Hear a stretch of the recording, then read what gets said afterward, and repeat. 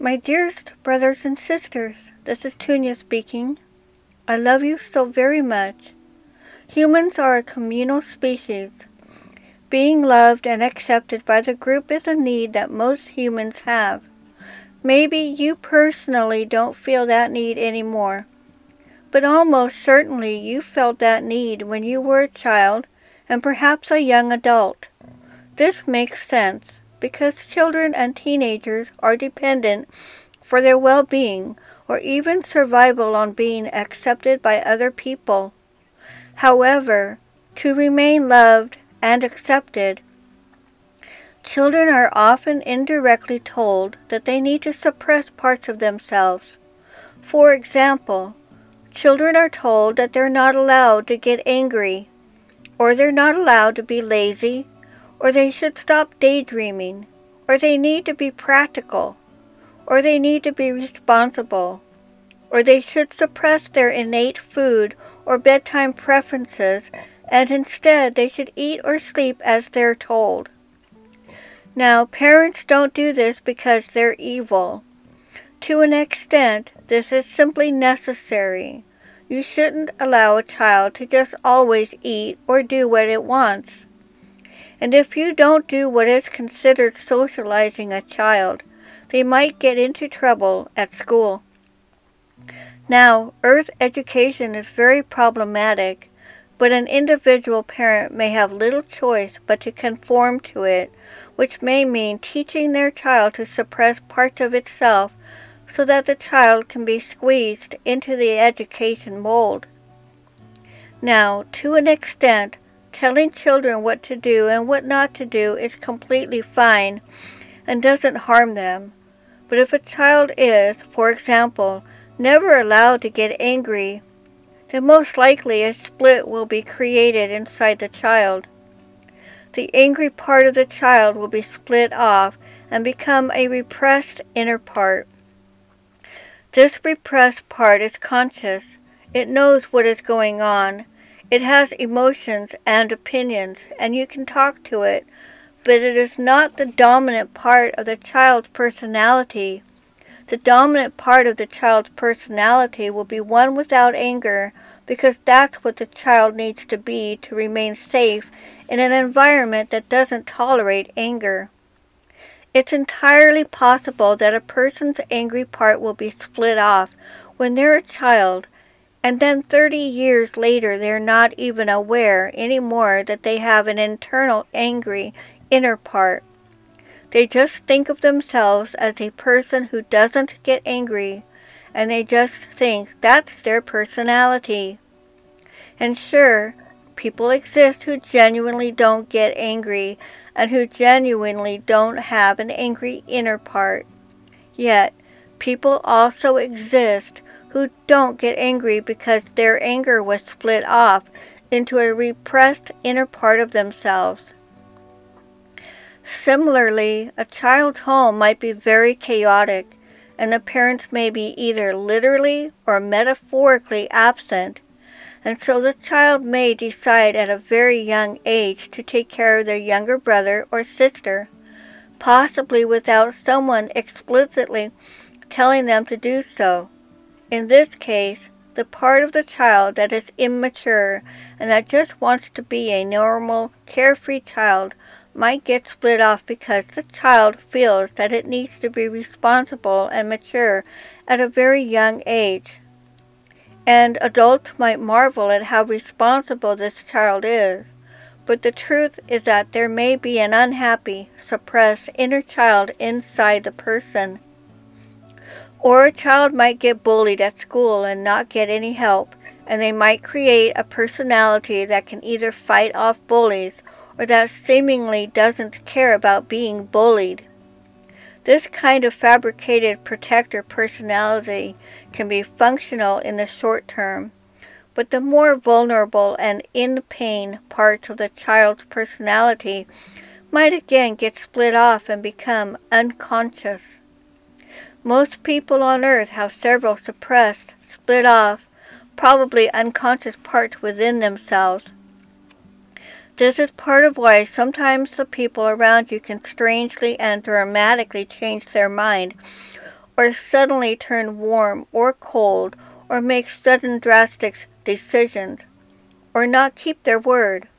They don't literally have several personalities, but suppressed parts of their personality are sometimes poking their head through and sometimes not, which means that sometimes a person behaves a bit differently than normal.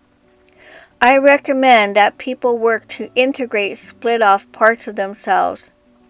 I also recommend that people try not to bulldoze split-off parts of themselves.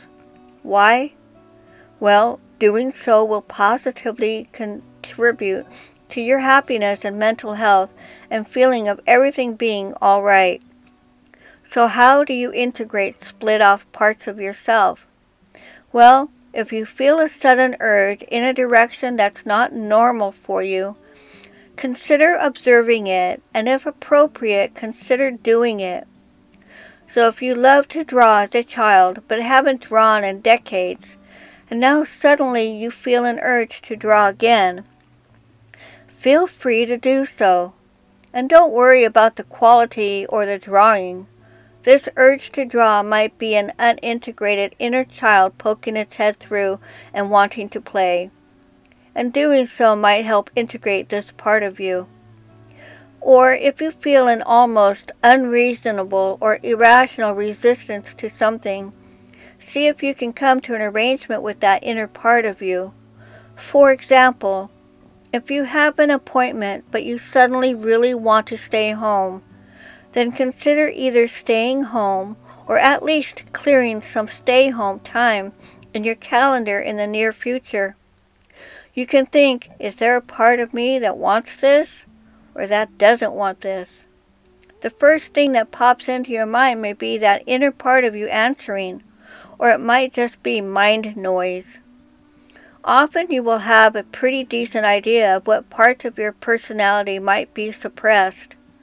If you feel like you're not allowed to do something, or if you feel a very strong pull towards something that might point to a suppressed part of your personality. If you simply engage in a healthy manner in those activities that a certain split-off part of you wants, without resisting it, then that part of you will after a time automatically reintegrate into you, which is a very positive thing that will make you more whole. The second thing that I mentioned is not bulldozing parts of yourself. So, for example, if you weren't allowed to get angry as a child and now as an adult you feel anger coming up, then if possible, allow yourself to get angry. Sure, common sense is still important. Perhaps don't get angry at work, but then, if possible, allow yourself to get angry back at home, for example. If you weren't allowed to get angry as a child, and as an adult you keep suppressing your anger in all situations, then you're bulldozing parts of yourself. Unfortunately, Earth's spiritual community sometimes nudges people in the direction of bulldozing parts of themselves. For example, if a person had a bad childhood and they say that they haven't forgiven their parents, then many spiritual people will think that he or she isn't very spiritually advanced yet. On the other hand, if someone says they had a bad childhood and they have forgiven their parents, then many spiritual people will think of that second person as quite spiritually advanced. Now, if someone genuinely forgives people who wronged them and has no inner parts that are still unhappy or unseen, then that is indeed a quite advanced spiritual state. However, what often happens on earth is that people say, I forgive those who wronged me, when they have inner parts that aren't ready to forgive yet, and that, in fact, is a person bulldozing the parts of themselves that aren't yet ready to forgive. Similarly, in Earth's spiritual community, people get praise if, for example, they say that they're risen above political division and they love both sides equally. Yet, probably these people have inner parts in themselves who prefer one of the political sides over the other. And that's okay. I too have political preferences. It's not unspiritual to have political preferences. Similarly, in Earth's spiritual community, people get praise if they act like they're always at peace and feeling love for everyone. And if people genuinely feel that way, that's absolutely fantastic. But what happens more often is that people simply suppress parts of themselves that aren't at peace and that don't love everyone, which is them bulldozing themselves. And frankly, in the long term, that's less healthy than people just being authentic and just being themselves. Similarly, in Earth's spiritual community, people get praised if they say they believe in and live by certain spiritual principles, such as, everything happens for a reason. But then those same people lock their front door, thereby proving that they don't actually believe that everything happens for a reason. In reality, some things indeed are orchestrated by your soul for your highest good. However, other things just happen and aren't necessarily happening for your highest good. And people know that on some level, which is why people lock their front door. And yes, there is a divine plan, but it works on a large scale. The divine plan doesn't micromanage everything on a small scale. So basically, a problem with Earth's spiritual community is that the quickest way to get praise and acceptance and status and a partner is to bulldoze parts of yourself and present only the parts of you that seem pure and spiritually advanced, even though that's unhealthy. People might protest this and say they value authenticity, but it's actually quite hard to sense the impurity in someone who has thoroughly suppressed their so-called unspiritual parts, which is why you have people absolutely worshiping certain spiritual teachers who then later abuse their followers for money or sex, or who later form cults. Because that's what happens when people suppress parts of themselves. They initially seem great, but then later on, their suppressed parts start poking their head through. Though in defense of Earth's spiritual teachers, they are in a tough situation, because many people in the spiritual community will only listen to people who indeed conform quite closely to the ideal of a spiritual teacher. Therefore, people who want to make a living in the spiritual community are incentivized to suppress parts of themselves that don't fit into the framework of the ideal spiritual teacher. And again, some people will protest this and say that they value authenticity. Now sure, people are different. However, most people only value very specific kinds of authenticity. If a spiritual teacher says that they did bad things during their 20s, but now they're left that behind and now they are feeling wonderful every day, then people love that kind of authenticity. Or if a spiritual teacher says they were a little nervous just before one of their events started, that may also be fine. However, if a spiritual teacher says that he or she still hasn't fully healed the wounds from their youth, despite years of work, and still hasn't forgiven their parents, then part of their audience will probably stop listening to them. Same if a spiritual teacher says that they're unable to get over a certain addiction, or if a spiritual teacher says that sometimes they're depressed, or if a spiritual teacher says that sometimes they wonder if their philosophy actually works, or if a spiritual teacher says that they can't stop fantasizing about sex, part of their audience will probably stop listening to them. Hence, people only like certain kinds of authenticity in their spiritual teachers. And sure, there's a good argument to be made that people shouldn't teach before they're ready. I agree with that. But it's also true that if someone who isn't ready to teach just bulldozes the parts of themselves that the audience won't like, then they may be able to make a living in the spiritual field. Hence, the spiritual field incentivizes people to bulldoze parts of themselves. Also, for example, an energy healer or a tarot card reader will get judged and will get less customers if they don't present the image of being a spiritually advanced person who is loving life and who has dealt with all their old pain. Even though you can be a perfectly fine energy healer or tarot card reader while still having old unresolved baggage.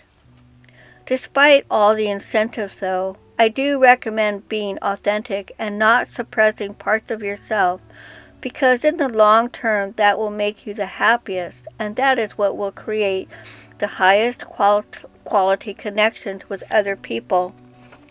So if something arises in you that is supposedly bad according to the spiritual community, I recommend just observing it and not immediately judging it or trying to suppress it or immediately trying to change it. To be clear though, if for example all parts of you are ready to forgive someone who has wronged you, then it is a very good thing indeed to forgive that person.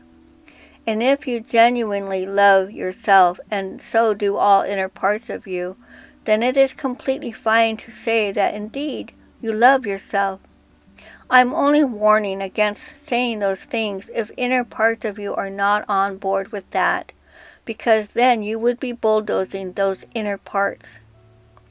If you want something positive in your life, trying to directly go for that thing, such as doing self-love practices, may seem to work or give relief in the short term, but it can bulldoze parts of you that aren't on board with loving yourself. Instead of doing that, I recommend observing what's going on inside you, possibly talking to inner parts of you and accommodating the concerns and needs of those inner parts. Then eventually those inner parts will integrate and genuine self-love will naturally arise. You create self-love not by repeating 1,000 times that you love yourself. Instead, you create self-love by dissolving all barriers to love and taking care of all wounded parts of yourself. Therefore, I don't actually suggest repeating, I love myself, or I love life, or I am love, or something as a mantra, unless all parts of you are genuinely on board with that. Imagine if you are an unseen inner part of yourself that doesn't love the greater you, and the greater you starts to insist that it loves itself, and the greater part of you suppresses and denies anything that isn't self-love. Wouldn't that make you feel more alone? Conversely, if the greater you takes my suggestion of observing and listening to all parts of itself, then wouldn't that make you feel more loved and more ready to integrate into the whole? Finally, how can you find repressed parts of yourself? Well, whenever you get triggered, or you have a strong emotional reaction or dislike to something without much reason, or you find yourself behaving in a way that doesn't make sense even to yourself, then that may very well point to a repressed part of you. Therefore, getting triggered can actually be quite valuable because it can point you to a part of you that you may need to observe, accept, and possibly try to accommodate. Anyone who triggers you is in effect a teacher of you, even if they're not doing that consciously. And look, you are already amazing as you are.